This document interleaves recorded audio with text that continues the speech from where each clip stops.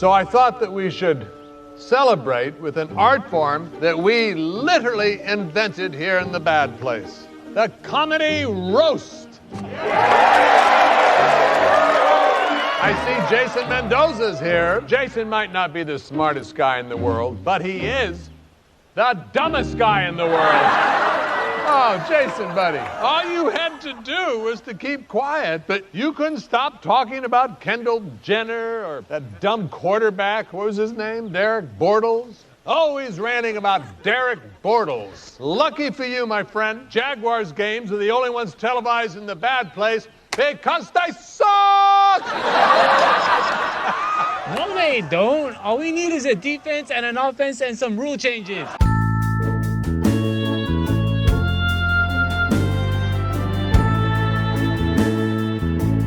We're back. We made it. We're back. We took our break. We set our piece. We took a couple steps away from each other for a couple weeks.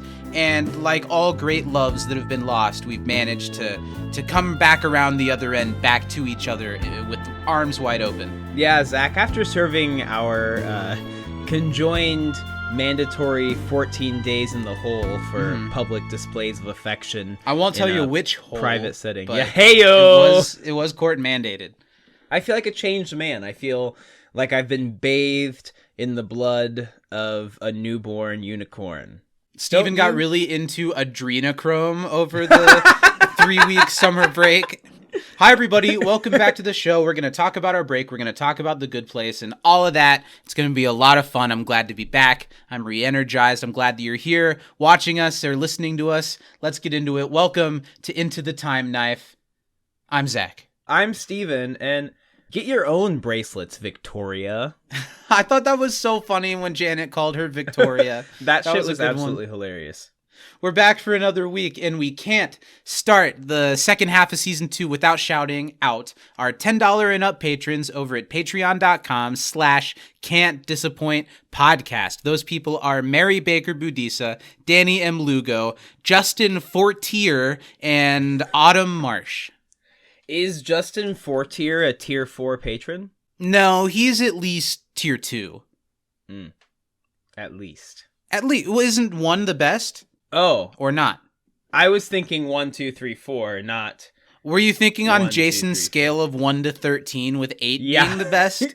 Yeah. Then I would definitely put Justin a solid 9 because he's so strong that he unfortunately topples over that mountain peak a little bit. Yeah, just passes it a little bit. I actually think Justin is a cool dude. I've had some interactions with him on social media talking about Better Call Saul, which I'm always happy to talk about. Well, cool that's dude. the way to shout Zach's out Justin. tummy. It absolutely is the way. Justin's made his way so deep into my tummy with that Saul chat. Yeah. Steven, how was your break? How was your time apart? Did you think of me? Did you crave me? I did a lot. It was funny because we don't text a ton during the week because we want to save it for the podcast. But when we want to save it for the podcast, and then we get all of it out in the hour before we start recording the podcast. So then when we actually turn on the mics and start recording, we're just bone dry. Nothing left. But because we weren't recording, I feel like we talked to each other more about what we were watching and how we were feeling about it. And I did miss you, Zach. And there were a lot of times where I was like, oh, fuck, I wish that we were recording like today so we can talk about this thing. Yeah, I've been ready to get into it. I like having an opportunity to talk like this, and I've missed it a little bit. I've been pushing around the idea of doing like video essay type YouTube videos, and I actually wrote a script and tried to record it, and sitting down to record myself that way is such a different beast than sitting down to do what we do here, because it was a long script. I was talking for a long time. I'd re-say a sentence like 50 times because I kept flubbing a word or didn't like when I was breathing. And then I was like so burned out that I ended up scrapping the whole recording.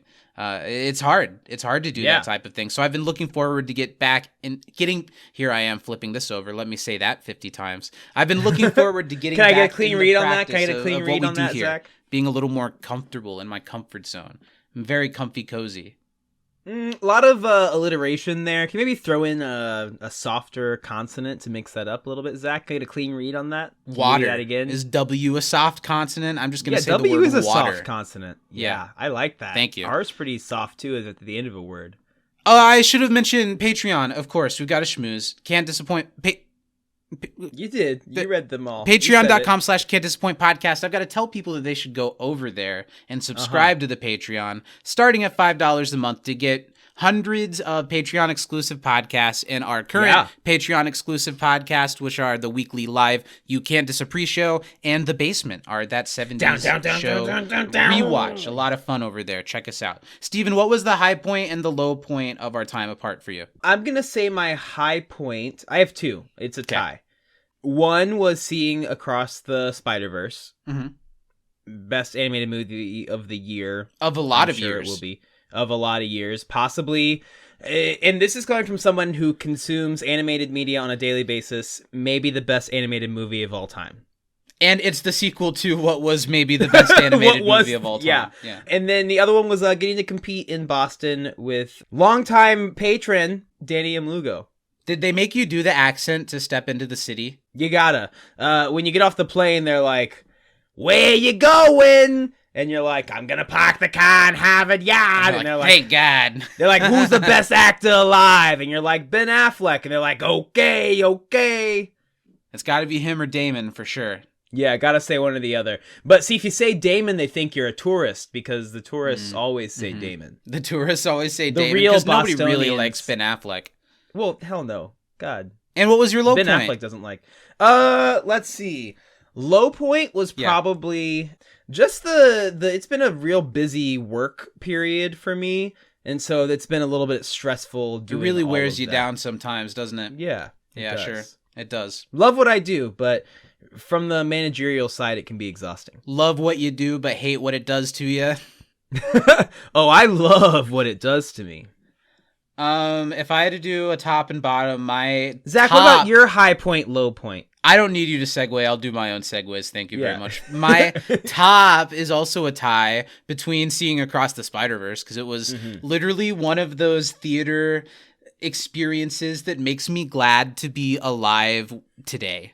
Yeah. To be able to see things like that and appreciate them. And the second would be going to my first Pride Festival with my partner and with a group of friends. We had a lot of fun, got to look at a lot of attractive queer people all day, saw some fun concerts, ate some cool food, bought some cool stuff. It was just a lot of fun, and it was a really, it's been a long path for me to get from keeping certain things really close to my chest to being really comfortable to going to something like that and speaking about it and to being more open about myself. So that was like a big kind of full circle, awesome. I'm an adult now moment for me. But my low point was absolutely that I got super fucking sick at Pride and was the first vomit sick I've been in like 5 years. Wow, you're not a frequent vomiter, huh? No, I usually do pretty well. I don't get sick very often. And if I do, it's usually just like a head thing. But I got really, really sick. I couldn't keep down water. And water is pretty easy to stomach most of the time. Yeah. Typically. Traditionally, water is good for the old tum-tum. That was not fun. But I saw a lot of movies. Aside from Spider-Verse. Spider-Verse was definitely the height. I saw 4 movies in one movie theater in one day. Wowza. I feel like Pulling that's... the old Pee Wee Herman, huh? I don't know what... yeah, 4... They were only about 15 minutes apiece. They got in and out real fast. It's something that, for whatever reason, feels like I accomplished something by doing it, when really, no, I didn't. I shouldn't have done it. It was hard, and I felt bad afterwards.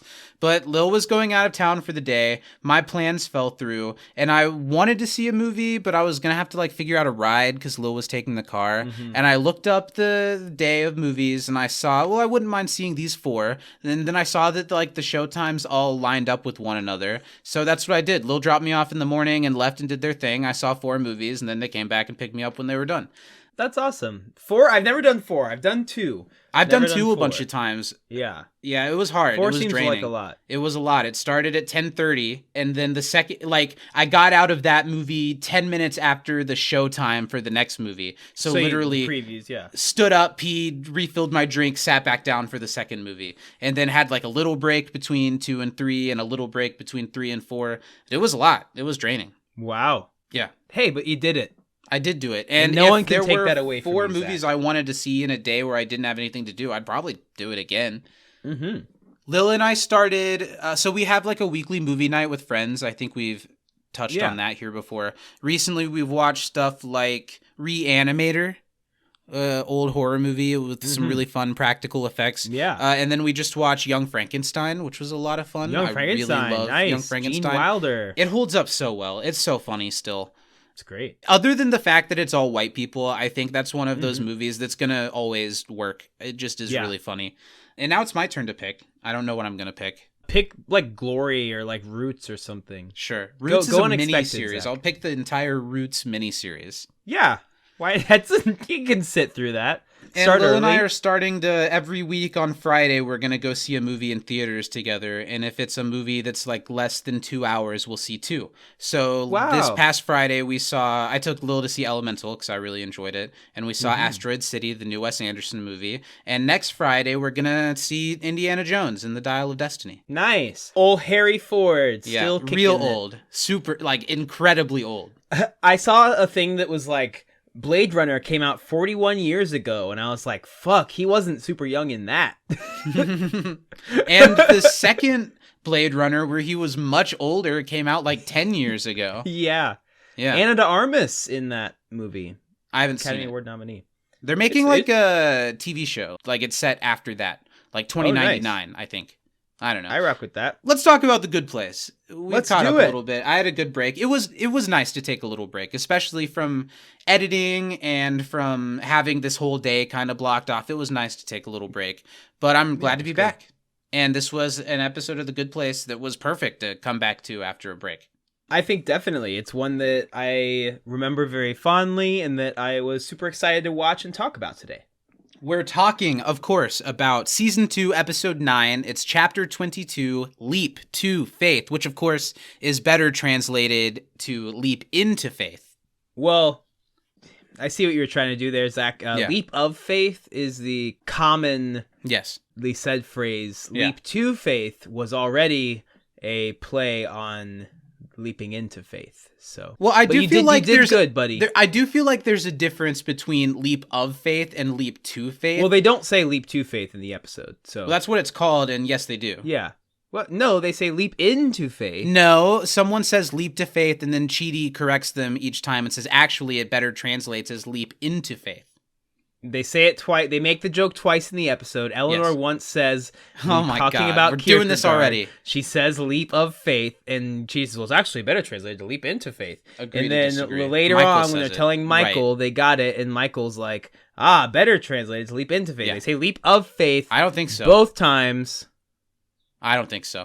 This episode, Leap to Faith, it was directed by Linda Mendoza. I wonder if there's any relation. Linda Manuel Mendoza. No, she directed one episode before this. She directed the episode Chidi's Choice, which was a good one last season. I think that was season 1. Yeah. And outside of this show, more recently, she has over 150 directing credits. Goddamn. In 2023 alone, she's directed 7 episodes of a show called Harlem, 1 episode of the Quantum Leap reboot, a Michelle Obama Netflix special called The Light We Carry, and a Wanda Sykes comedy special called I'm an Entertainer. Nice. So Linda Mendoza, she be working. Yeah. This episode was written by Christopher Ensel, who, after this is his first writing credit. You want to say something about his name, I can tell. Does it start with an E or an I? With an E, but how else would you say it, right?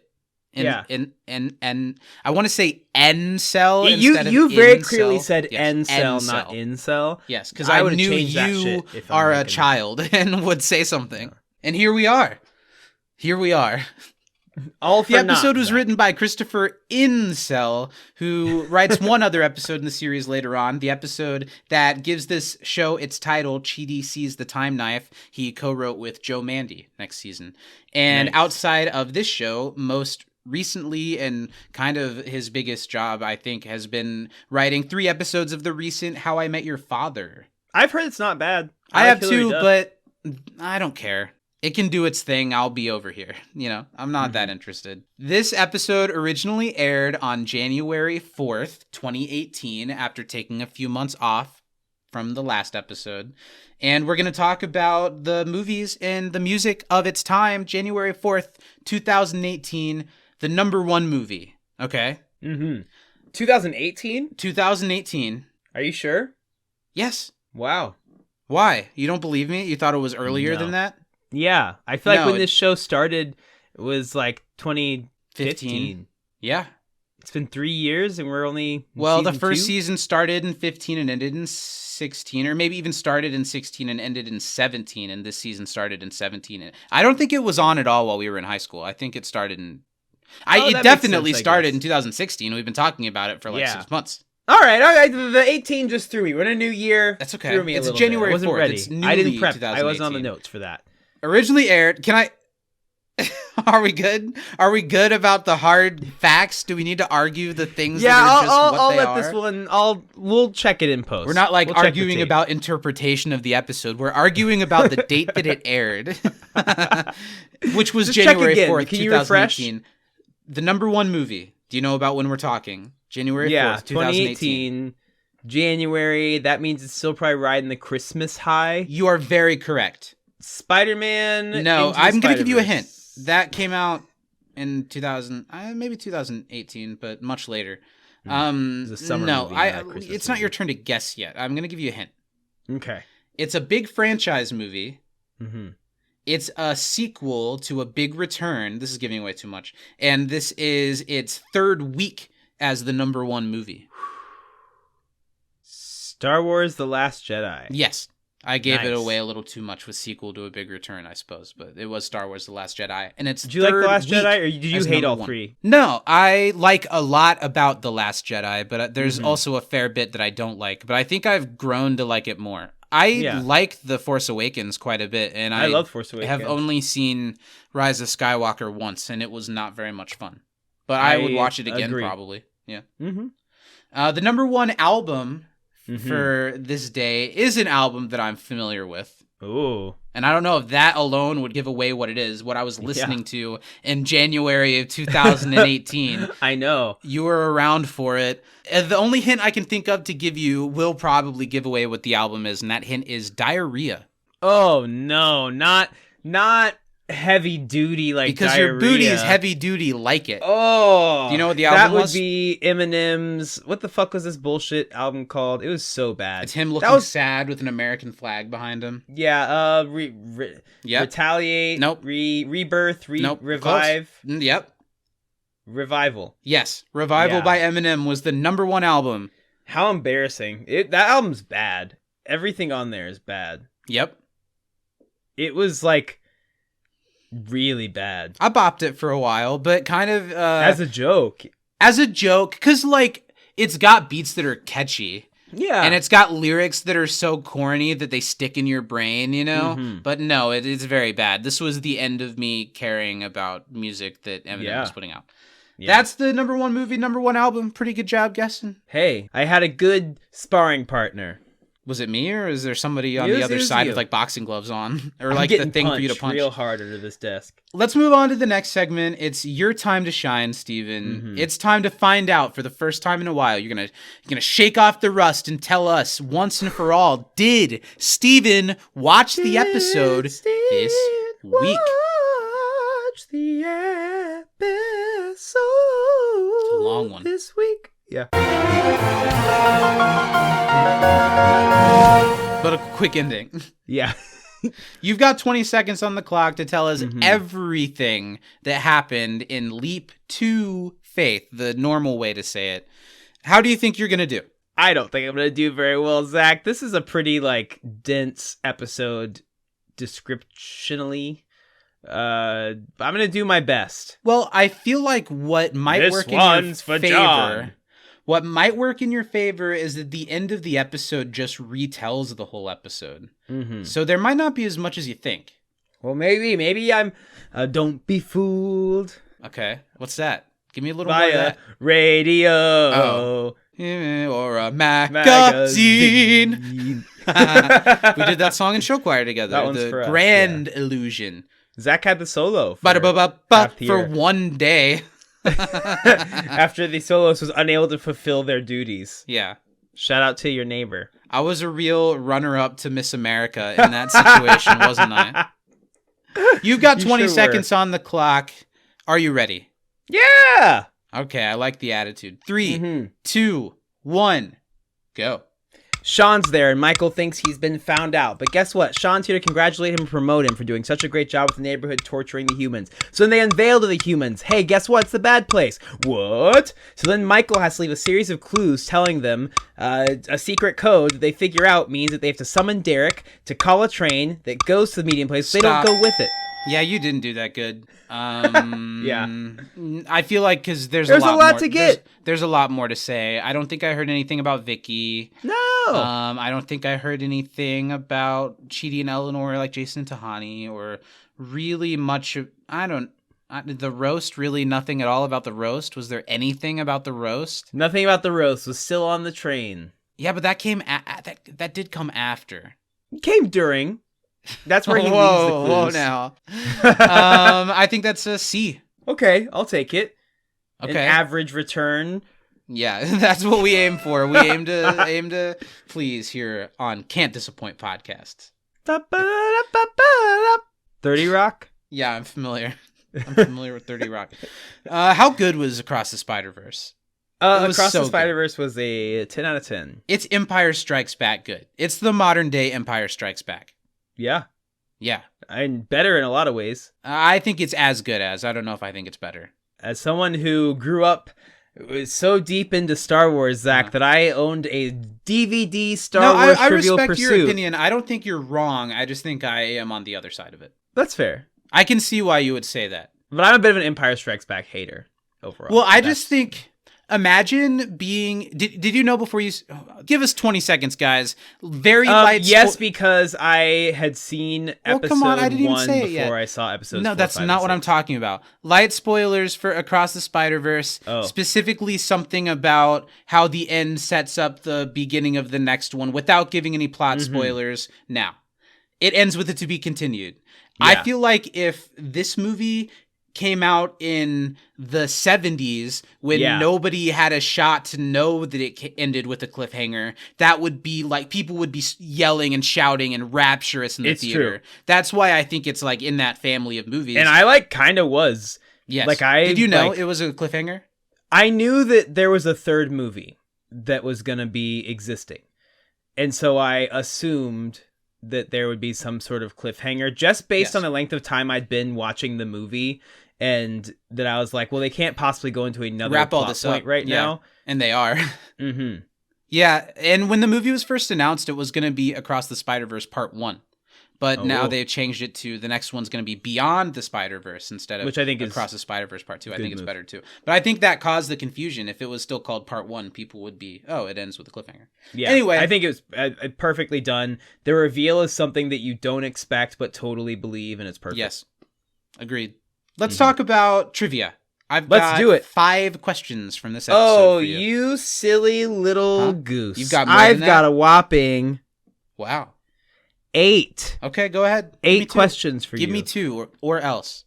What what will happen to the group's brains in the bad place? They'll be batted around in an arena like a beach ball. That's one of the 3 things. Oh, there's other things. Yeah, That's was that all not I've in your got. episode?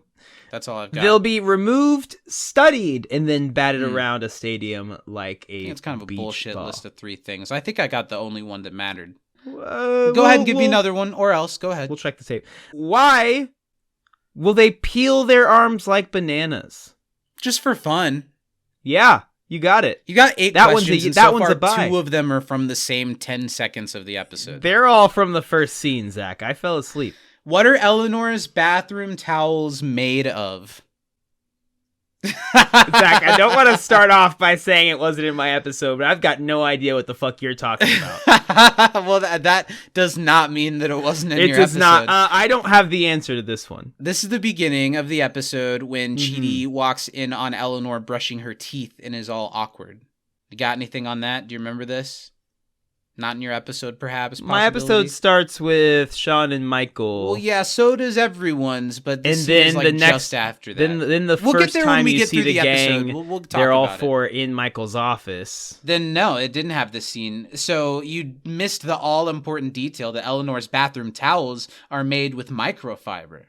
Yeah, no. See, you're saying I left out a lot of awkward Eleanor Chidi stuff. Not in my episode. Interesting. There was very little. The only time there's any Eleanor Chidi thing is during the roast.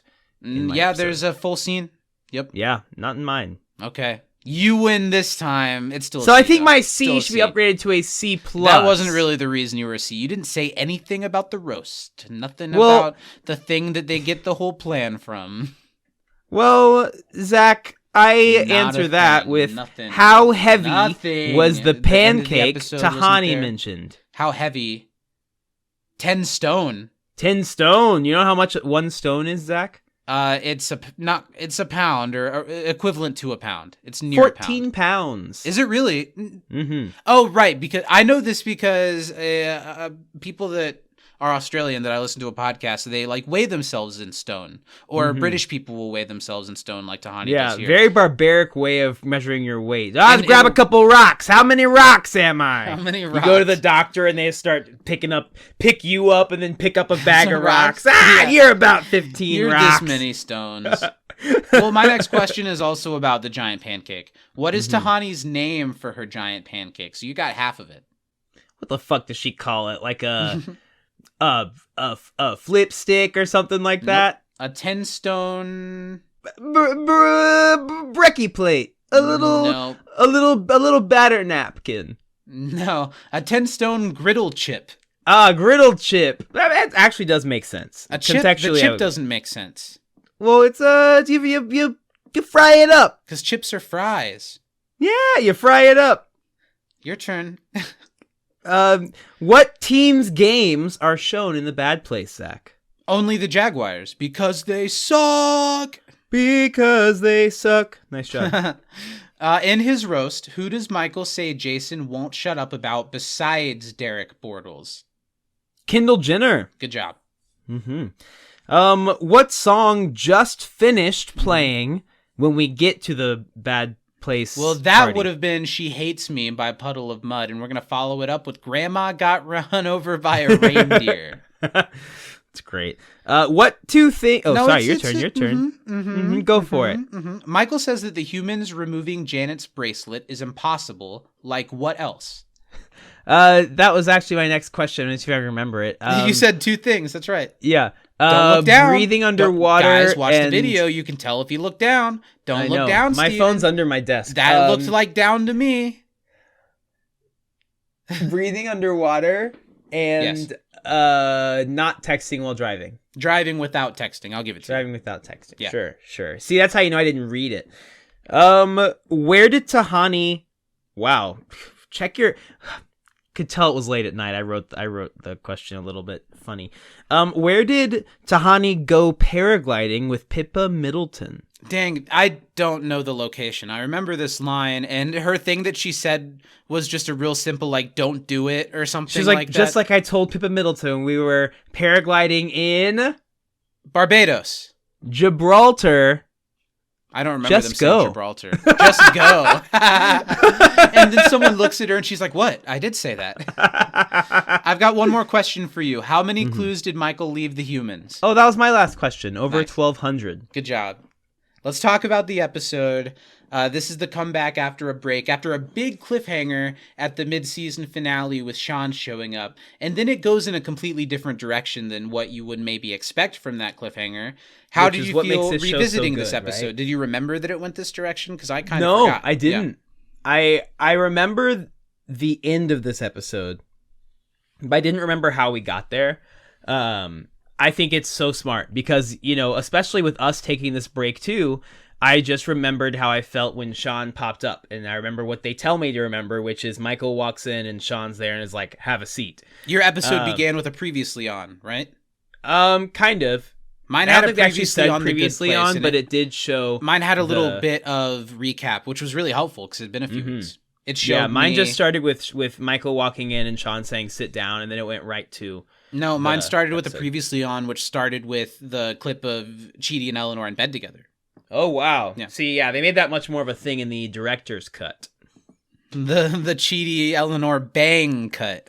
Yeah, I think this is a really good episode. But I have a but to this one. Now, this is one of those shows, one of the only shows we'll ever do as a podcast, that I don't think we're ever going to come into an episode saying I didn't like that episode. Because this show runs like water. It's a continued piece, and everything at least moves stuff along for the most part. Yeah. I had a problem with this episode when I first watched it, and I have a different problem with it when I now watch it. When I first watched it, I remember feeling like the Eleanor figuring out Michael's code and Michael putting together his code was so convenient and a little too obvious or a little too easy that they figure it all out with just Eleanor's like, I just remembered all of the stuff he said. I don't know. I thought it was a little too easy when I first watched the episode. I think that some of the things that they picked out was a bit of a reach. Namely, I think they would eventually gotten the Tahani one. I think that, but only because Tahani said it wasn't true. Yeah. That's the only reason why it works for me, because Tahani says it wasn't true. But the Chidi one, that's a reach to fucking get, because I had forgotten about that one even watching the episode. And that's like the most important one. Yeah. And watching it now, what bothers me more is that as a rewatch, the last stretch of the episode, like some of these episodes I've said in the past, is a little bit of a drag to just watch them explain everything and go through all the stuff again. That's not really the show's fault when you're watching it for the first time, but when you're watching it for the second and third time, it's a little, okay, we get it, because I just saw it a bunch of times. And I think that they normally pace this out pretty well, but I can concede that they maybe went a little bit too, this is what happened, and this is what happened while it was happening. I don't think we need to see everything in as much detail as we did. Like the black and white flashback to the roast, and then like the one light on Michael. This is what I'm saying. We just saw that scene 5 minutes ago. Yeah, right. We didn't need to see the could have whole just scene said, again. remember when Michael said this? This is what that must have meant. We saw it. We don't need to see it again. But again, that's literally combing through hairs to find... I don't dislike this episode. I just have a couple more pop-ups with this one than I do most of the episodes of this show. Sure. I do enjoy it. The other thing, I think, if you wanted to grasp for straws, Sean walking in is such a cliffhanger, and this episode kind of anticlimactically drops it into something else. Now, the second half of the episode goes crazy, and they set up enough things to make me excited. But how fun would it have been for Sean to be in on something when he showed up? Yeah. Or like pretend to not know because Vicky really told him and they were trying to catch Michael. Or nobody knows if he knows or not. And that could be like a thing too. But I do like the episode. Let's dive into it because there is a lot to like. The episode starts the same for both of us, I'm pretty sure. Sean's congratulating Michael for pulling it all off. Like, against all odds, he can finally admit that what you did worked. The people, what was it? The Thomas Edison thing? They either called him the Thomas Edison of torture or something like that. When they thought it wasn't going to work. Jerk, yeah. Or that dick is what it that what dick, they said. That's what it was. When they thought it wasn't going to work. But now they can see that he's managed to cause more torture for these humans with the added psychological touches than they're able to just with their old-fashioned penis flatteners and whatnot. Yeah. Yeah. They're expanding the neighborhood idea. They think it's working. They want to do more of it. And they're promoting Michael, which that was at least a fun angle on this that... Is Michael true or not? Has he really learned and changed some? Yeah. Or when presented with how he can move up in his world, all he's ever known, would he take it? I think that's a good thing at the center of it because it would make sense if Michael did decide to get promoted.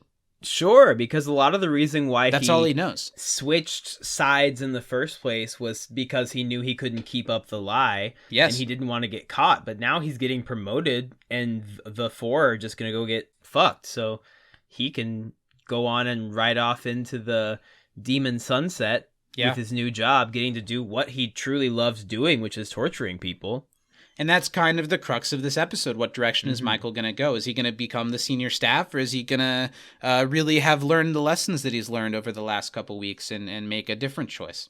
So this is everything Michael ever wanted, and he's really excited. And he's shocked that Sean is happy. I love the Sean moment that gets us to the title sequence, which is Sean saying, well, can you tell? I'm basically squealing like a birthday girl. Yeah. A couple people have a really great episode this week, and one of them's definitely Mark Evan Jackson, who's super funny. He gets the most room to play around in this episode that he's gotten so far, I think. I really like it. After that is the scene that you wouldn't have had. It starts with Eleanor. She's brushing her teeth, and Chidi walks in and makes it awkward. He, walks in as if he, saw her in the shower or something, but she's just brushing her teeth. And he's just stammering and is not saying the right thing. And he's like, oh, I was just noticing the way you brush your teeth. It's a good friend. And Eleanor says, what? My toothbrushing form is a good friend of yours? And he's like, yep, one of my closest. And then Eleanor breaks the tension and asks him why he's freaking out. She says, what? We found out we banged once and said I love you. It's not a big deal. Let's just move on from it. And Chidi says, what? Me freaking out? Oh, because I noticed that your towels are made with microfiber? Throw me in the loony bin for caring too much about towels. Stuff like that. That's that scene. And then Chidi leaves the bathroom. And after that, it cuts to the four humans waiting outside Michael's office. Well, that makes a lot more sense as to why Michael says what he does during the roast, because that's the only mention of it in my episode, where it's kind of well, that's kind of out of nowhere, but it works. That is a thing that's nice about these longer episodes, because the show doesn't let things drop. Even when we're not talking about Jason and Janet every episode, there's usually something to remind you that we're not talking about it right now. So I think scenes like this do help fill in the story for the characters. Especially, I don't know, when I first watched the show as it aired, I didn't care as much about the relationships between the characters. I do think scenes like this have an effect on that, to keep us invested in that story every week. Absolutely. So the four humans are outside of Michael's office. Tahani mentions still wanting to discuss things further with Jason. Jason gets a lot of funny moments in this episode. His oh, do you mean when we almost got married, but then I found out I used to be married to Janet? Or do you mean when we saw that cool cloud? I didn't like how he's like, hey, Chidi, let me tell you about this cool cloud I saw. And then they're surprised because the door opens and it's not Michael, it's Sean, and he welcomes them in. So they have no idea what's going on, and I really like the vibe of this scene with the four humans in Michael's office, Michael giving them the "you're in the bad place" speech, and everyone's just kind of like, what are we saying? What are we not saying? Who knows what? What is Michael doing? I love when Michael surprises them with the news. Sean has this really great laugh.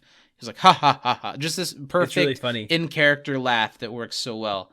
And Eleanor does her best to react accordingly and give her, oh, shoot, we're in the bad place moment that she's done so many times. But even she's caught off guard here, and she's kind of flubbing it a little. I think Tahani really nails it with the, why are you telling us this now? Yeah. And they explain, Michael and Sean, that, well, first Michael introduces them to Sean as boss, and they explain that Michael's being promoted and the neighborhood is going to be shut down. So where the show has taken place so far is going away. They're going to tear it down and move on from it. So the four humans are going to be taken to the bad place, where your brains will be removed, studied, and batted about a stadium like beach balls. Your arms will be peeled like bananas. That part's just for fun. Right. And then you will be, tortured for ever. I thought that was a really funny delivery. So Eleanor, in character but asking for real, asks Michael if it's true, and Michael says yes and talks Eleanor down and how she thought she could learn through philosophy, but you're just bad. And this is where Michael drops the first thing that'll become important, the thread that we're following, where he mentions the name of Kierkegaard, which takes Eleanor later to the leap to faith. And I like how later on the episode at first makes this a real stretch that Eleanor thinks that's the thing, and then it ends up being the thing. So it's going to take a day to shut down the place, and Michael pitches that they have a celebration and a party for the crew. They'll have a rager to burn this thing down. They're going to, play beer pong with Jason's testicles, that kind of thing. Meanwhile, we learned that Janet is being kept in this bracelet that's made of magnets that has her acting like a drunk... Magnets. It is kind of a weird word, isn't it? Yeah. And she's going to be stuck in that acting like a drunk college girl the whole episode. What do you think about this version of Janet we get? I like Magnet Janet. Really funny. I think Darcy does such a good job. Quiet, super strong episode for Darcy Carden, like always. Every episode, no matter what they ask her to do, whatever new version of Janet she has to be. Well, a great Darcy episode, because we get this Janet drunk, and we also get a lot of bad Janet in this episode. And I too. love She's bad all over Janet. it. And sometimes you kind of forget that they're the same person, even though they look the exact same. She does such a good job of playing them so differently. Like they are two totally different beings. Yeah, it's great. Magnets are supposed to make me feel drunk. Guess what? I feel fine. So the humans regroup at Eleanor's, and they're talking about this shock. And that's another thing, if I want to grasp at straws, if we're back in a world where they're doing nefarious things with the humans, why are they allowed to just mosey around and go and plot do their own and thing scheme and and plan. stuff? But whatever, you've got to keep the story going. Jason says, why is it always the ones you expect the most that betray you? And Tahani compares the situation to when she trusted Ben Affleck when he said that he was going to be a serious director now, and then he decided to be Batman. It was kind of like that, wasn't it? Yeah. He was off winning Oscars and directing, and then all of a sudden Ben Affleck's Batman? Yeah. And then all of a sudden it was like Ben Affleck doesn't want to be Batman anymore? And Ben Affleck was as Batman, I stand by, is far from the worst part of the Justice League. I saw The Flash over the break. That was one of the few things that I liked about The Flash. I haven't seen hardly any of the DCEU movies, and The Flash does have Ben Affleck and Gal Gadot, and even like a little glimpse at Henry Cavill in the movie. And I haven't seen those versions of those characters, so it was nice to get a little taste. How was Michael Keaton? Good, but it was very fan servicey. Dun-dun-dun-dun-dun. I don't like that. Now I'm gonna rant about the Flash. I like the way that they use his character as a character, but then when he's in the Batman suit and he's fighting, he's like the same gloopy, cartoony special effects that is just like flying around and beating the shit out of everybody. It would have been so much more effective to see like 75-year-old Michael Keaton have a little bit more trouble. That'd be fucking awesome. And to be able to fight and keep up, but to be struggling. Instead, he was just flying around like everybody else. Tahani shouldn't have listened to Ben Affleck, and she doesn't think they should listen to Michael. They all have really good points, and for the first time, it's like all of them versus Eleanor a little bit. Yeah. Because they all, we can't trust Michael, because everything that just happened screams, we can't trust Michael. Chidi thinks that maybe they can use their info on how many reboots there's been to talk down their sentences with Sean. Tahani doesn't think this will help, though. She wants to find a way to take the bracelets off of Janet somehow and use Janet to take a train to the medium place, which also makes a lot of sense. But like Chidi's plan, there's a big but. We can't get the thing off of Janet, and we don't know how. There's a moment here that takes us back to the Tahani-Jason dynamic that I hate, where Jason starts to talk and Tahani's like, we can't let someone as stupid as you give an opinion here. And he's like, but I was going to agree with you. Oh, then yes, 2 votes for me. That makes Tahani look bad. Chidi asks Eleanor her opinion, and they're all kind of floored when she says, you know what? I vote that we just blindly assume that Michael is still on our side and just go with it. That surprises Tahani because Eleanor was the main holdout when they decided to team up with Michael earlier this season. And Eleanor thinks that Michael mentioning Kira Sedgwick or Kierkegaard Ooh, good friend of mine, is a hidden leap of faith message. Leap of to into faith, right? They don't say leap to faith in the episodes. Yeah, I wrote leap of faith in my notes. It was leap of faith. You're right. Yeah. You know it pains me to say it. You know it really fucking hurts when I have to tell you you're right over We've me been about gone for a something couple weeks. If I didn't television-related. put you through this, buddy, what am I doing? Am I starting to lose my grip? Should I be taken to like a television podcaster nursing home for people that can't keep it all together anymore? Zach thinks he's talking into a microphone, but he's really just got an orange with a corn dog stick stabbed through it in front of him, and he's been talking for days. There's on never end. been a Steven, The Good Place or Community. It's like I'm literally in a padded room. Eleanor thinks that Michael wants them to trust him, and Eleanor thinks, based off of the conversation she had with Michael in the previous episode, that he really has changed. That moment was big the last episode. I do remember that. And that is enough reason on good faith to trust him. I mean, this says a lot about the progress Eleanor's made as well. It's a very cheaty moment of her to believe someone sticking with something because that's what they said, when people can break their promises whenever they feel like it. I think it's interesting. Tahani has a pretty good reason to think otherwise. Michael is this demon that knows everything, and now he's got a promotion to torture them more, so he's just going to do that. And Eleanor thinks that could be true, but she mainly thinks that he's still going to help them escape. She says sit of doubting in this moment. I forget why. Like a turn-on leap of faith. She says, not a leap of faith, more like a, oh yeah, because we're not going to do anything. We're just going to chill here. Not a leap of faith, more like a sit of doubting. Yeah. Jason's funniest moment of the episode here is when he's like, I never thought I'd be the one to say it, but this is getting out of hand. I think we gotta go to the cops. What cops? Where do you think we are? he's like, I don't want to be the guy to have to say this, but maybe we should call the police. Jason's so fucking funny. Where do you think we are? Not one moment of this show does he know what the hell's going on, and it's okay. Except for the very rare moment when he all of a sudden understands better than anybody what's going on. The first time he talked, he did say that he thinks we're on a prank show. And it's close. He was close. on it. Sean and Michael are meeting in his office. Sean talks to Michael about his torture methods and how Jason and Tahani being attracted to each other works really well. When Vicky storms in, and she's, of course, surprised to see Sean because she's been holding Sean over Michael's head this whole reboot. Yeah. Michael steps out to talk to Vicky. That's another thing. I feel like there are enough reasons in this episode for Sean, the really stoic and decided, calculated being, to kind of figure out maybe something's going on here. Something's up, yeah. But they don't.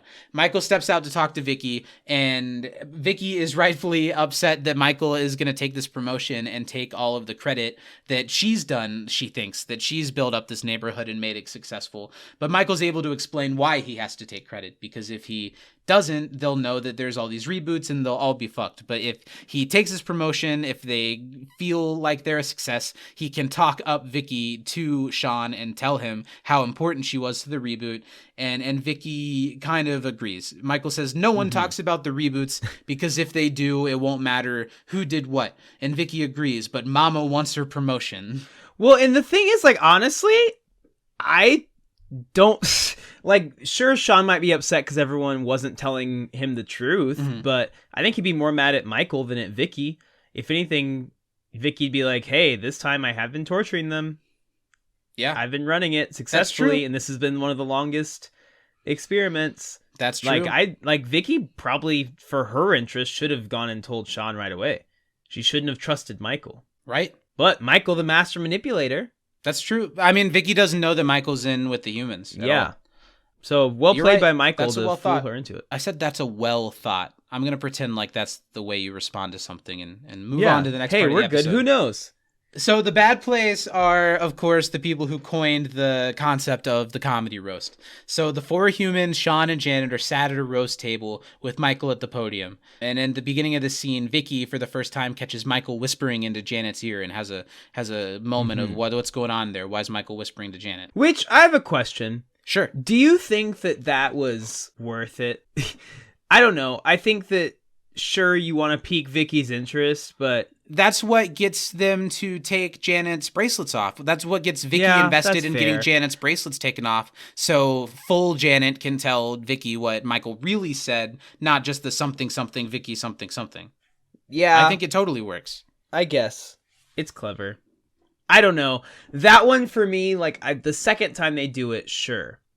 But, Michael's all knowing. Well, all no, I powerful. actually think Maybe this moment here sets up for the audience for us to know that something is going on. Yeah. And Michael, we don't know for sure that he's on our side. I think on a third watch of this episode, because you know what's happening, it does less. But it shows that Michael has a plan this whole time. yeah, I gotta put myself in the shoes of someone first time again. Sure. And once you've been around the block as many times as Stephen Baker, it's hard to put yourself in the shoes of a first-timer, isn't it? You just never get it quite back the way you had it, you know? Michael addresses the crowd, and I love the way the crowd laughs in unison when he calls them all dummies. It's like, hey, dummies, and they all just start cracking up. Dummies. Ted Danson as Michael is really great in this roast scene. Yes. I think he really apes the vibe of a person giving one of these roasts and has a lot of fun with it when he's like, I see this person's here, as if he didn't plan all of this. I think it's really funny. Even if this episode isn't the most revolutionary of the show and isn't the most exciting necessarily throughout the entire run of it, Michael is great. At some of his best in this. This whole season, this is such a good Michael season. Ted Danson has been so funny and so captivating to watch, even when he's doing something here that's a little lighter, because he doesn't have to feel worried. He's not stressing out the same as he usually does. It's really cool to see Michael go through the growth that he has in this season, because he's gone most of his existence with very minimal emotional range. Yeah. And because he's aware of this whole spectrum of emotions, he feels them all so hard and so intensely, because he's finally allowing leading to a himself really great moment at the end of this episode for sure. Yeah. And I think that throughout the whole episode, everything he does is just so amplified because he's like feeling it for the first time, and he's trying to hide nervousness and act a certain way. And I think it's brilliant. It just works so well. Let's talk about the roast. This must have been a hard scene to write because they knew it had to do two things. It had to be a real quip and burn on each of the people while also having a clue hidden in them.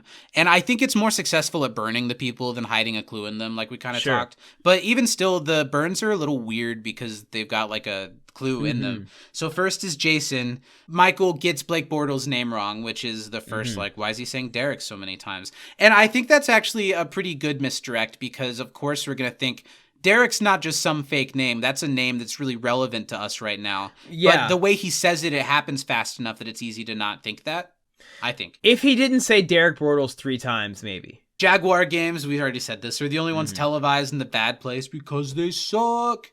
They just, Jason, to it, he's not willing to just take the roast. He's like, they just need defense, offense, and some rule changes, and they'll be good. So funny. Tahani is roasted when he says, let's talk about Tahani, elegance, grace, sophistication, but enough about your sister. That was Hey-o. The worst moment of Tahani's life, this is the clue, is the last song at one of her parties and how she leaves feeling unfulfilled and like she didn't get the respect of her parents. You know, the other worst moment of Tahani's life, every other moment of her empty, pointless life. I love the way he says Yeah, that one. Tahani's was pretty mean. That was good. Eleanor, I really like watching Eleanor listen to his because she's already really inquisitive and like trying to hear more than what he's saying in front of everybody. I like his, one of us is a manipulative demon who is an expert at making people miserable, and the other one's me. So he good. tells her that she is a bad person and doesn't deserve a medium place like Mindy St. Clair, that this is exactly the place you should be, which is That's her a thing pretty to pick big up reach on. to catch that one, too. I'm going to be honest. Well, because it would be very easy to misconstrue these clues as we get on the train and leave. And go. The trolley is about the train. We go to Mindy St. Clair. You think you deserve a medium place like Mindy St. Clair. You could hear that and be like, okay, so we get on the train and go to Mindy St. Clair. And I think when I was first watching the episode, that is what I gathered from that. Right. I think maybe that's part of it too, is that the plan wasn't obvious enough to me before we saw it happen, like as an audience member. Yeah, you're right. And then Eleanor says, that wasn't really a joke, buddy. That wasn't so much of a burn. It's like, here's one. You love Chidi, and Chidi doesn't love you back. Boom. That was fucking great. And Chidi, Chidi immediately what's he turns. say? He goes, I consider you one of my closest. And Eleanor's like, shut up. That was really funny. He moves on to Chidi, Michael does, and says that no one talks about Chidi or likes him because he's so annoying about ethics, and how his isn't really that funny. How he teaches the trolley problem, but all of his students want him to end up under the trolley. Under the trolley is what's really important here. Chidi ends up under the trolley, I guess, is where they got the information that they need to get. But there are mixed messages. You could get a couple of plans off of this. Then knock knock, you're dying alone because you can't commit to anyone.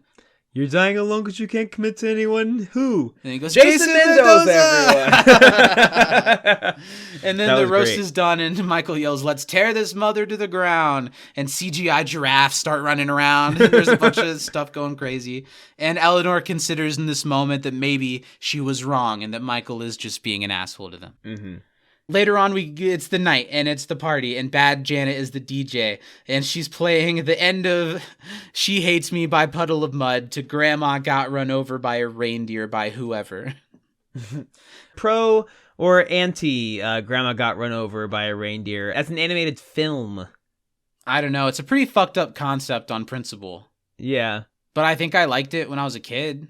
Yeah, I fuck with it. But I had a crush on the bad girl. What's it about? The grandma gets run over by a reindeer. The grandma gets run over by a reindeer, but Santa they have Claus, to find her because they have to her. save their family store from being sold Santa to a Claus large conglomerate. picks her up and takes her with them. Yeah, he hits her and he's like, "Oh shit, gotta hide this body." So he throws her in the back of his sled. I wouldn't and mind kidnaps seeing her. rated R Grandma Got Run Over by a Reindeer. I think it'd be really funny. Sure. Yeah, you could do something really You funny may with say that. there's no such thing as Santa, but as for me and Grandpa, we believe. Hey! Sounds like a fun party. I'd have fun if that was the song at the party. Not so much Puddle of Mud, but Grandma Got Run Over by a Reindeer is a slap. Goes hard. I like the moment where a lava monster is going streaking and is carrying its human skin. Yeah. So Eleanor is convinced that Michael did flip, and Tahani says that the roast was even meaner than the time Russell Crowe was served the wrong tea. Chidi still thinks that they can trade info on Sean to get their sentence lessened, but... Which is a terrible idea. It is. Literally... it gets Michael in trouble. It doesn't get them in any less trouble. Yeah. Yeah. Jason can't believe the worst part of this all, that Michael doesn't even remember Blake Bortles' real name. I like when Jason's like, he's the best, and Eleanor's like, I don't know anything about sports, and I know that's wrong. That's that is funny. I didn't write that down. That's funny. It's a little bit of a stretch, again, that Eleanor goes from, I think I'm wrong, to, oh, the Bortles thing, Derek. I get it all now. Mm-hmm. That's a little bit of a... There's so many moments where Eleanor has a eureka moment that tracks perfectly. And this one is kind of maybe they've stretched that to its limit. You know that moment in every Scooby-Doo episode? Yes. Where Velma's like, I think I know who it is, but I'm not going to say anything. Well, that's exactly Eleanor's moment in that episode where we see all the reboots, where every time she's like, Jinkies, guys. Yeah. This is her moment of that, and this is the time when it feels less like something smarter than Scooby-Doo that's referencing Scooby-Doo, and feels a little bit more just like Scooby-Doo. Like Scooby-Doo, yeah. I've got a hunch, but let's lay a trap just to be sure. I'm like, Velma, just fucking say who it is so you can call the police. Yeah, for real. Little smart ass. I know. I'm going to catch him myself. And they're always like, we're children. Oh, it's got to be this person. She's like, no, you fucking idiots. Of course, it's this person. Yeah. Yeah. Because of this super vague hint from the beginning of the episode that nobody noticed. Vicky catches Michael once again whispering to Janet and goes up to Janet and Michael and asks if he's told Sean yet how important that she is. Which, this is a combination we haven't really gotten a ton of, Janet and Vicky. Hilarious interacting together. Well, first it's funny before Michael leaves when he's like, come on, Vicky, it's a party. Rip a cat in half. Calm down. Just have some fun. Let a load off. And then, yeah, it is a funny matchup, especially that it's drunk Janet. Mm-hmm. Vicky asks Janet what Michael's been whispering to her, and Janet says, something, Vicky, something. Can I braid your hair? And Vicky thinks that it's Janet mumbling because she's drunk, but that's literally what Michael was saying. We learned that later. So this gets Vicky on the thought process of, I need to get those bracelets off of Janet so I can hear what Michael really said, so I can hear what he's really planning. But you're so right that the easiest thing here is to go to Sean and be like, Michael's doing something. And yeah. I can tell you all this stuff. If anyone could get some extra love out of telling Sean about all the reboots, it's Vicky. It'd be Vicky. Yeah, you're so right. So Vicky asks Gail to help her take Janet's bracelets off, and it doesn't happen. They try to ply them off of her, and they can't get it off. And when Vicky's trying to wrestle them off of Janet, can I braid your hair? No, I got it. Ow! Get your own bracelets, Victoria. That's so funny. I feel like calling her Victoria might have been like a Darcy riff or something. I think so. It was really funny. I don't know why it makes it so much funnier that she calls her Victoria, but it really does. Victoria? I love it. The next morning, the place is completely trashed and the party's still raging, and Bad Janet plays the last song of the night, which is both She Hates Me by Puddle of Mud, played over Grandma Got Run Over by a reindeer at the same time. And the audience is so lucky today that we have a musical thing to plug at the end of this episode, or true. else we would absolutely be playing those two songs on top of each other. Concurrently. So it couldn't be a better week for us to have something else to play. That's so funny. Maybe we can play in the show with those. Play in the show? Yeah. We've got a system here, Steven. Everyone likes to take their belt loop off, take their belt off, let the gut out, crack You gotta open. take your belt off before you start listening, guys. If your belt's still on, you gotta restart, unfasten that motherfucker, and just strap it in. Crack open a Seagram's, Nice. and they hear the Good Place music, they hear the clip from the episode, and they hear us. I don't want to make anyone have the worst day at their job. I want to give them what we always give them. What I wanted to say, Just say it. because of what you said, I want to be like, yeah, big fat loads of cum, but I Yes. don't think that's... People might not get that, but that's not too That's far just off for from us. things that we just say anyway. Yeah, that's So, fair. I'm not that worried about it. I'm not worried about it. So they play the two songs. Sean is talking to Michael. He's still partial to original torture, but is able to congratulate Michael on a job well done, right as Vicky shows up to reveal who's really behind the plan. Vicky does come up with the idea that I should just tell Sean that this is too much, because she can't get the bracelets off, so she goes to Sean. Michael then, of course, conveniently, right on cue as the last song plays, we'll learn in a little bit, notices a train leaving and says that there's a train leaving. The humans are escaping.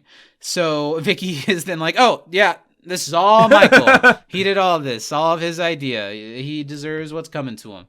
So the party's over. Sean immediately is like, all right, guys. Party's over! Let's get out of here. Nice pull.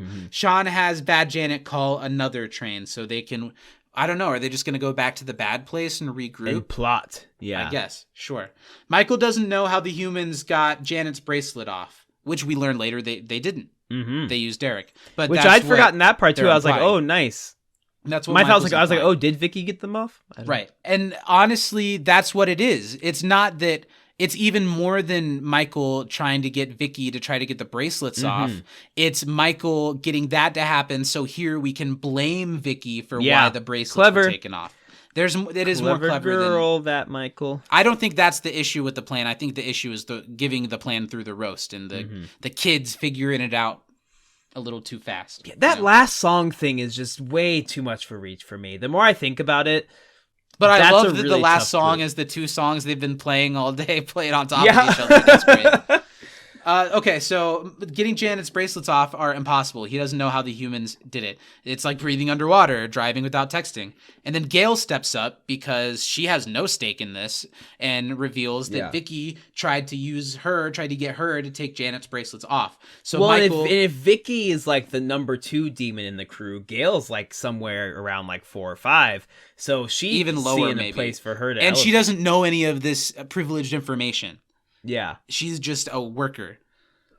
So Gail gives that away, and Michael makes Vicky look crazy in front of Sean. I love Sean's line of, now I would normally love to see a man make a woman look crazy. But this is something else. Vicky's no demon. She's just a jerk. A jerk. Vicky thinks the humans could still be hiding out in the neighborhood. This is, I think, the biggest reach in the episode.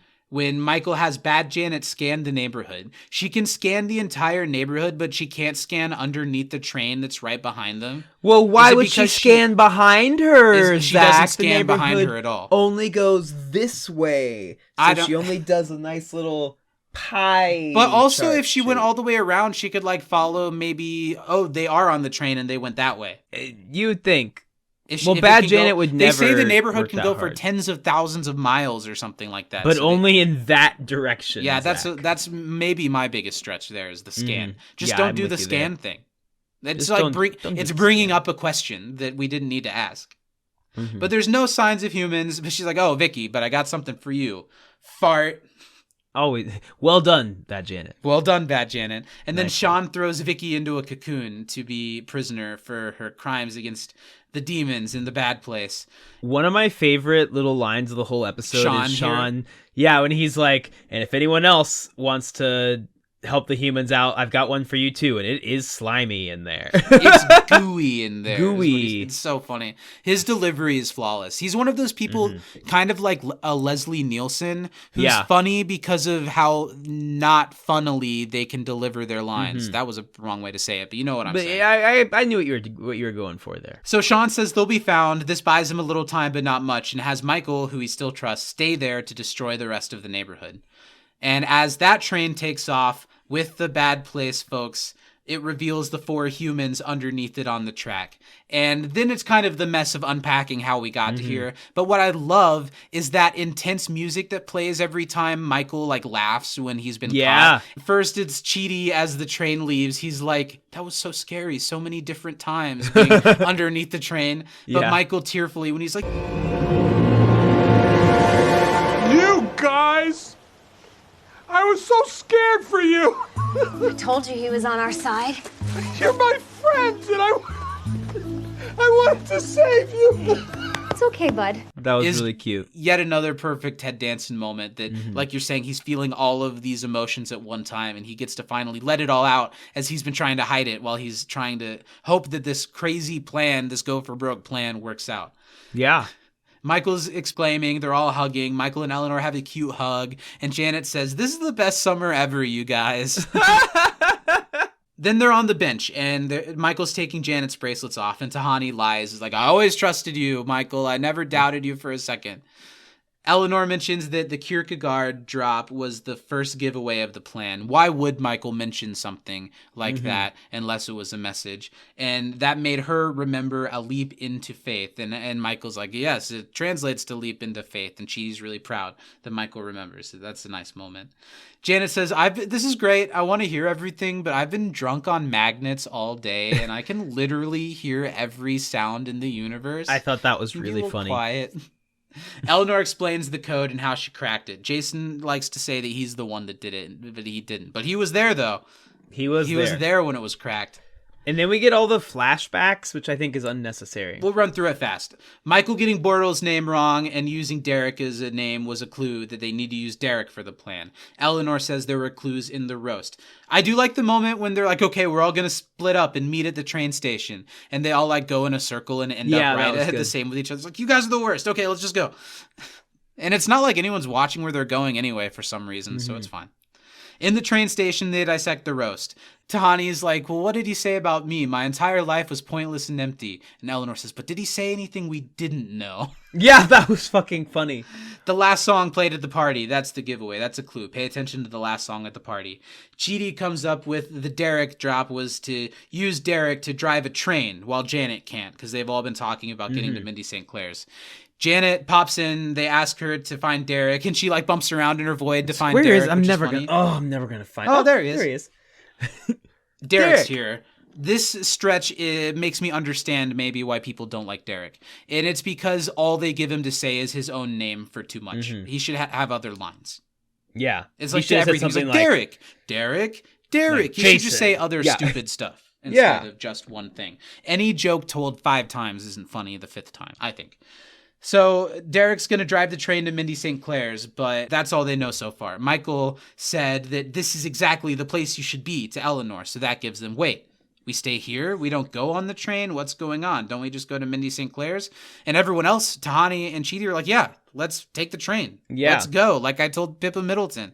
Why would we not do that? But Chidi all of a sudden is like, oh no, I understand. The trolley thing, he wants us to all get under the thing. And I love that they at least make it like a fear of Chidi's, and he's like, oh shit. Yeah. I hate that I just realized that Eleanor is right and this is what we have to do. But it is, again, a stretch that they put all this together so fast. If they wanted to tell a story like this, 20 minutes is just so little time. So Derek's going to drive the train to Mindy's, but they're all going to stay off the train. And Michael's trolley remarks Chidi knows that they have to hide underneath the train. And then it's the one funny Derek moment is when the train shows up and he's like, all aboard, the train is here. It's a train. Get on board. That's funny. So Eleanor tells him to leave at the last song, Derek. and he'll be alone on the train. Maximum Derek. And Maximum being Derek. under the train helped them avoid Bad Janet's scan for some reason. Cut back to them on the bench, and Chidi's like, yeah, aren't you proud? We caught the 4 clues you left us. Michael's like, there were 1,200 clues, but I'm glad you figured out enough to make it happen. So Michael was able to avoid being caught. They ask him why that happened by framing the problem on Vicky, making her paranoid by whispering to Janet, which he was just whispering, something, something, Vicky, something, something, which is funny. That's a funny reveal. Michael apologizes for roasting them, but says it was funny, right? And everyone's like, no, but Eleanor's like, yeah, Tahani's was great. Tahani says that the Bad Place people are gone. And I don't know exactly why she got to this next, but she says this might mean we can actually go to the good place now. I don't know why that means that. I don't know why they think they have like time. Like I think they're just in hiding. Michael doesn't show up, they would just come back. Well, because the idea is they're gonna the next episode they destroy the neighborhood and then they are missing and nobody knows where and they can go anywhere. But I don't know why they think this means they get into the good place. Well, I think it means they have a chance to go to the good place, maybe. Or no, they don't understand how that works yet, so I don't know. Yeah. Well, Michael doesn't even understand exactly how it works. But this is like the happy getting a little kind bit of ahead. How episode. far away are we from the balloon? Is that this season? I'm not sure, Steven. I'm not sure. You know what I'm talking about? I do, but I'm not sure. It's been a while since I've watched When it. is it, Zach? God, when is it? I'm in the now, Steven. I'm talking about the now. Chidi says this is everything that they ever wanted. Don't really know how that's true, but it's fine. You know, I'm not hating on this episode. I like this episode. This just has a few more little nitpicks than most episodes in season 2 have. Mm-hmm. It may end up being on the bottom episodes of the season for our season roundtable, but it's not bad. This is such a good season. Just of because TV. this has been a great season. Yeah. Eleanor mentions, speaking of everything we wanted, I hope Mindy likes the gift that we sent her. And we do end on a funny bit where they sent Derek to Mindy with a note and 2 duffel bags full of cocaine. A note explaining that he's a sex robot that can't say no to sex anything. Robot. Mm-hmm. There are wind chimes where my ding dong should be. I can work with that. All right. And that's the end of the episode. It's a funny beat to end it on. I think we've said all we have to say. The episode does a lot of good things right. It has a lot of great character moments. It does move us into that territory of, well, what are they going to do now? But the way that they got there is a little bit of a diminishing return compared to all of the other great heists these characters have pulled off so far. What do you think as we wrap it up? I think it's a good episode. I mean, like you said, it might end up being in the bottom handful of this season, but not because it's not good. It's just this season is all bangers. And so any episode that's not a like genre-bending, mind-blowing experience just is good. Yeah. And by comparison, good is less Not than what a good lot enough. of the season is. Yeah. Well, I mean, it is good enough. It's plenty good. It's a great episode. It's just not the tops that most of these recent episodes have been. Let's talk about our good place and bad place for the episode before we get out of here for the week. Let's do it. Open it up with the bad place. I'm going to start. And against all odds, I think... I'm between 2. There isn't... Do you have an obvious pick for this? No, I struggled a lot more with I'm this on the than same my with good you. place. It always feels like hat on a hat to just be like, well, Sean should go to the bad place. I'm between 2, and I think I'll just let my thought process out there. I'm between Tahani and Chidi. Chidi for just wanting to tattle the whole time. Yeah. But I'm going to give I would be a little bit romantic to give it to Chidi because he's so much the good boy and I could give him a couple bad points, but I'm going to give it to Tahani because specifically she's mean to Jason again and she is still kind of in character here as a person who knows all of the stuff, still is giving examples all the time of why she didn't make it to the good place in the first place. So I guess I'm going to give it to Tahani this week. What about you? You know, I was between Tahani and Sean. Yeah. And I just talked you into it. My initial pick was Sean because I feel like I wanted to pick Vicky, but Vicky didn't really do anything too bad, super bad for me this episode. Yeah, I'll go Tahani too. I originally if anything, was there's some Sean, sympathy but... for Vicky because she gets framed in the end. Exactly. Yeah, I'm going to go Tahani because I don't like when she's mean to Jason. Me either. And I think that she also was very quick to turn her trust away from Michael And I think both of those agree. things were not great. Good picks. Good picks. Any last thoughts on the episode or Oh, well, the you gotta do podcast? our good place.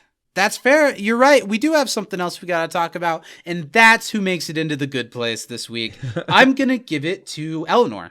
I think Eleanor has been consistently good this entire season, using what she's learned to make the right choice even when it looks bad on her. I think Michael has a good episode too because of how he holds true to what he's learned, but I think more so than that, Eleanor is really holding true to all she's learned and is the best person of the group that she used to be the worst person in. So I'm going to give it to Eleanor. So, Zach, I kind of went a cop-out route this week. I doubled up. I gave it to Michael and Eleanor, and here's why. That's okay. We've done this before. That just means that when I calculate the points, they'll both get half of the points. Yeah, I think Eleanor for sticking with Michael, for encouraging the group, for understanding the ethics reference. And having faith that Michael has changed and learned when nobody else did. Yeah. And then for Michael, for changing and learning, right. even when everything he's ever wanted is put right in front of him, he still sticks by his friends. And that is major because I Michael agree. has very little reason to do that. That's true. If anything, he has everything to gain by changing on that. But it's kind of like with most evils in the world that you're blind to. Yeah. It's even when it's easier to like not rage against it, once you've had that matrix opened up to you, you can't close it back off. Exactly. You can't just go back to torturing humans when you've just made better friends of humans than you've ever made of anybody of your own. I do like it. And it is a great Michael episode, but I did give Eleanor just the edge. Yeah. That's the episode. Now, do you have any last thoughts that you'd like to say before we wrap this bad boy up? It's been a fun one. It's been a good week. Yeah, go see Across the Spider-Verse. Across the Spider-Verse. Go see it. And Elemental. People are kind of hating on I wanna see Elemental, but it's Elemental. actually cute. When this podcast comes out, I'll have seen it already, but next week I'll be able to talk where I lie on the scale for Indiana Jones, which I'm still I'm hoping excited that for I'll the at least be debate of entertained by. which you liked better between The Little Mermaid and the new Indiana Jones movie. I think even if it's bad, I think it'll be Indiana Jones because it's an original story. Racist. And yeah, I mean, what do I like better, the Nazi movie or the open to people of all cultures movie? How old's Harrison Ford? No. Next week we're going to be back to talk about episode 10 of season 2, Best Self. If you're enjoying our podcast, write us in at timeknifepod@gmail.com. Send us in some emails for future episodes. If you want to ask us any trivia questions, or if you have any strong thoughts about who goes to the good and bad place from every episode. And meanwhile, if you like us a lot and you want to support us a little bit, patreon.com/can'tdisappointpodcast has so much content that you can't get anywhere else, and it's a lot of fun. Of course, also check out Brokeback Bebop, which is dropping for free every Thursday, wherever you get your podcast. That's been a lot of fun. And Steven, where else can the people find us underneath the trolley? If you want to leap into our faith trains, it'll work. Yeah. If you want to lie down on the tracks with us, make sure you lay down a sick track over on Twitter and Instagram by following us. I don't know. I'm reaching like the episode I'm is. with you. If you want to roast us, make sure you come and cry after. If you want to hit us with your grandma's reindeer, make sure you go if ahead you want to and run puddle your over us mud. like your grandma was brutally murdered by a mythical creature that you loved as a child. Go follow us on Twitter and Instagram over at TimeKnifePod and watch the video companion to this Instagram. You'll get to see Zach's nipples over on YouTube. Search the name of the show and you'll find us. Go ahead, Zach. Give them what they came to see. What do you mean? Come on. You know what you need to do. We've got one last thing we've got to do before we get out of here. If you've been following, is this what you're talking about? The plug? I'm talking about showing your nipples. That's what I just said they were going to get to see, Zach. Well, yeah, and they are plugged. Zach's plugged nipples. I can pop them in and they will not pop back out. Guys, I've got to tell you one last thing, and we plug things on here. Sometimes it's stuff that we plug because people have given us reasons to plug them. This is something that I genuinely like and want you to check out. A good friend of the podcast, especially if you listen to You Can't Disappoint a Podcast, Alex Webster, who was in 2 episodes recapping Community with us. Chicken fingers. The only person who ever recapped an episode with us.